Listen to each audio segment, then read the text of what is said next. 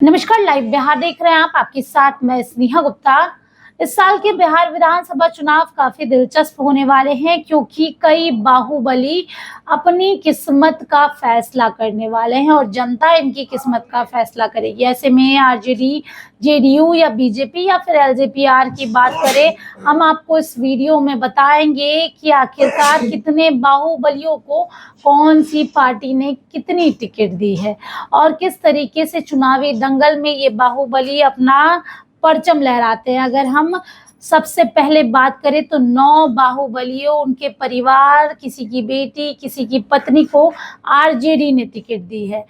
7 जो है जेडीयू ने दी है। बीजेपी ने 4 बाहुबलियों को टिकट दी है और चिराग पासवान के एलजेपीआर ने 2 बाहुबलियों को टिकट दी है। इस वीडियो में हम आपको बताएंगे कि कौन कौन से ऐसे बिहार विधानसभा के क्षेत्र हैं जहां बाहुबली आमने सामने होंगे।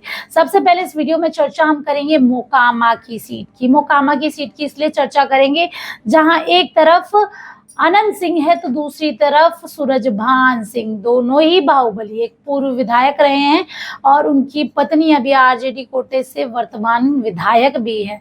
आपको ये भी जानकारी दे दें कि अनंत सिंह का अपना दबदबा है उस क्षेत्र में और चाहे वो निर्दलीय लड़े, किसी पार्टी से लड़े, हमेशा जीत अनंत सिंह की होती है।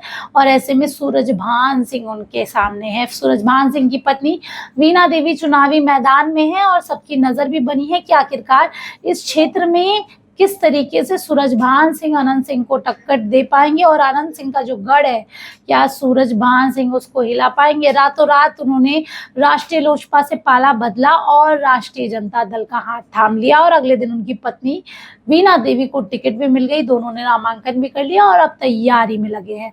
अब बढ़ते हैं हम अगली कड़ी में। आपको बताएं कि बाहुबली आनंद मोहन जेल से निकलने के बाद बिहार की पॉलिटिक्स में एक्टिव हैं। जेल से बाहर निकलते ही उन्होंने सबसे पहले अपनी पत्नी लवली आनंद को लोकसभा पहुंचाया।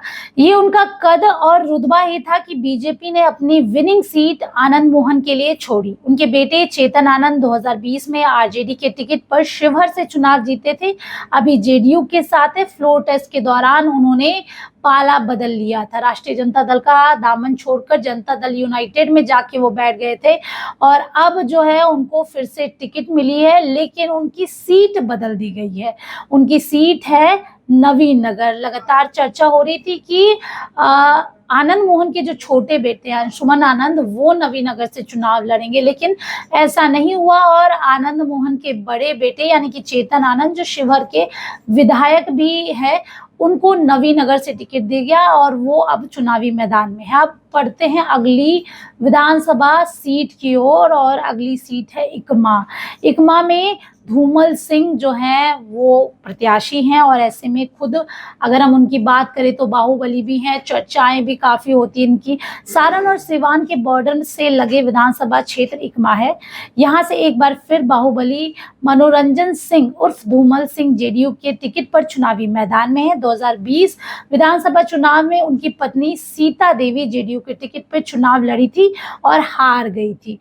धूमल सिंह सीएम नीतीश कुमार के करीबी माने जाते हैं। साल 2000 में पहली बार चुनाव लड़े और जीते। तब ये सारण के बनियापुर से निर्दलीय जीतने में सफल हुए। 2005 फरवरी में लोजपा और नवंबर 2005 में जेडीयू के टिकट पर चुनाव लड़े और जीते। 2020 विधानसभा चुनाव में आरजेडी के श्रीकांत यादव से जेडीयू की सीता देवी को 13,680 वोटों से हराया था। तो देखिए, धूमल सिंह है, कभी अपने आप में ही एक बड़ा नाम है और बाहुबली भी, और चर्चा भी हमेशा ही इनकी होती रहती है और जेडीयू के प्रत्याशी है। अब बढ़ते हैं अगली सीट की ओर और अगली सीट है वारसलीगंज में। आमने सामने बाहुबली हैं, जहां नवादा की वारसलीगंज विधानसभा सीट से 2 बाहुबली आमने सामने। इस सीट पर फिलहाल बाहुबली अखिलेश सरदार का कब्जा है। पिछले 2 चुनाव से उनकी पत्नी अरुणा देवी बीजेपी के टिकट से जीत हासिल की है। अखिलेश सरदार का सीधा मुकाबला एक बार फिर से उनकी जानी दुश्मन अशोक महतो से है। अशोक महतो अपनी सजा पूरी करके जेल से बाहर आ गए। उनकी पत्नी अनीता देवी को आरजेडी ने टिकट दे दिया है और ऐसे में आमने सामने दो बाहुबलियों की लड़ाई जो है वो देखने को मिलेगी वारसलीगंज में। अब देखना होगा आखिरकार किसको जीत मिलती है, किसको हार का सामना करना पड़ता है। अब अगली सीट की ओर भी हम बढ़ेंगे और अमरेंद्र पांडे की चर्चा करेंगे। कुचाया कोट से फिर मैदान में है। गोपालगंज जिले की कुचाया कोट में बाहुबली विधायक अमरेंद्र पांडे उर्फ पप्पू पांडे अपनी बादशाहत बरकरार रखना चाहते हैं। अगर वो इस बार चुनाव जीतते हैं तो लगातार छठी बार चुनाव जीतने वाले विधायक हो जाएंगे। अमरेंद्र पांडे 2005 के फरवरी के चुनाव में बसपा के टिकट से पहली बार चुनाव लड़े थे और जीते थे। वहीं 2005 के ही नवंबर में चुनाव में जेडीयू में शामिल हो गए। इसके बाद लगातार 2010, 2015, 2020 का चुनाव वो जेडीयू के टिकट पर जीतते आ रहे हैं। अब अगली सीट की ओर बढ़ेंगे और चर्चा करेंगे शहाबुद्दीन के बेटे उसामा साहेब का। शहाबुद्दीन की विरासत जो है अब उनके बेटे उसामा साहेब जो है वो बरकरार रखेंगे।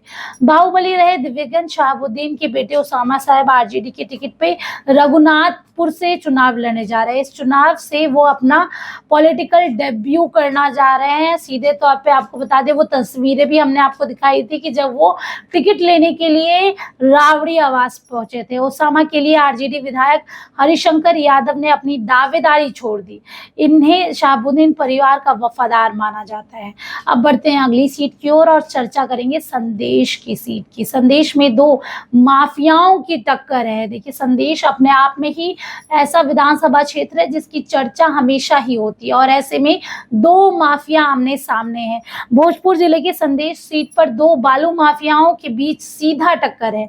जेडीयू ने पूर्व विधायक और बालू माफिया अरुण यादव के बेटे दीपू रनावत को टिकट दिया है। वहीं जेडीयू ने भी बालू माफिया राधाचरण शाह को अपना उम्मीदवार बनाया है। इस सीट पर पिछले 10 साल से आरजेडी का कब्जा है। 2005 में आरजेडी के अरुण यादव चुनाव जीते थे। इसके बाद उन पर नाबालिग लड़की से रेप का आरोप लगा था। तब कानूनी शिकंजा कसने और गिरफ्तारी के डर से वो फरार हो गए। 2020 के विधानसभा चुनाव में आरजेडी ने अरुण यादव की पत्नी किरण देवी को उम्मीदवार बनाया और विधायक बन भी गई। अब तीसरे टर्म में अरुण कुमार और किरण देवी के बेटे को आरजेडी ने अपना उम्मीदवार बनाया। ऐसे में देखना होगा कि संदेश में किसकी जीत होती है और कौन अपना जो है हार का सामना करना पड़ेगा। अब अगली सीट की बात करते हैं तो लालगंज की सीट है। देखिए लालगंज यानी कि मुन्ना शुक्ला का इलाका और मुन्ना शुक्ला इन दिनों जेल में है, उम्र कैद की सजा काट रहे हैं। उनकी बेटी को आरजेडी ने टिकट दिया है। लालगंज से शिवानी शुक्ला, उनकी लगातार चर्चाएं हो रही है और मुन्ना शुक्ला यहाँ से 3 बार विधायक रहे हैं। पहली बार 2000 में लालगंज से निर्दलीय उम्मीदवार के रूप में विधायक रहे थे। फरवरी 2005 में लोक जनशक्ति पार्टी के उम्मीदवार के रूप में बिहार चुनाव में फिर से जीते। उसी साल अक्टूबर के चुनाव में वो जनता दल यूनाइटेड के उम्मीदवार बनने के बाद फिर से जीते। बाद में वैशाली से लोकसभा का चुनाव भी लड़ा, लेकिन रघुवंश प्रसाद सिंह और वीणा देवी ने चुनाव हार गए। लालगंज विधानसभा सीट पर फिलहाल बीजेपी का कब्जा है। संजय जी जो है वहां के विधायक है। ऐसे में देखना होगा लालगंज से शिवानी शुक्ला को तो टिकट भी मिली है, लेकिन अब क्या जीत मिलती है या नहीं। अब बढ़ते हैं अगली नाम की ओर और चर्चा करेंगे बाहुबली रीतलाल यादव की, जो जेल से ही चुनाव लड़े। देखिए आरजेडी ने टिकट दे दिया और नॉमिनेशन के दौरान वो जिस तरीके से बाहर आए थे उसकी भी चर्चा हो रही थी। आरजेडी विधायक और लालू यादव के करीबी रहे जाने वाले रीतलाल यादव फिलहाल जेल में है। पटना के एक बिल्डर को धमकी देने के आरोप में उन्हें गिरफ्तार किया है। चुनाव से ठीक पहले उनकी गिरफ्तारी के बाद कई तरीके की चर्चाएं शुरू हो गई। उनके टिकट कटने की भी चर्चा थी। हालांकि आरजेडी ने उन्हें फिर से दानापुर से टिकट दिया है। 2016 में वो निर्दलीय एमएलसी का चुनाव जीतने के बाद 2020 में आरजेडी की टिकट पर दानापुर से विधानसभा का चुनाव जीते थे।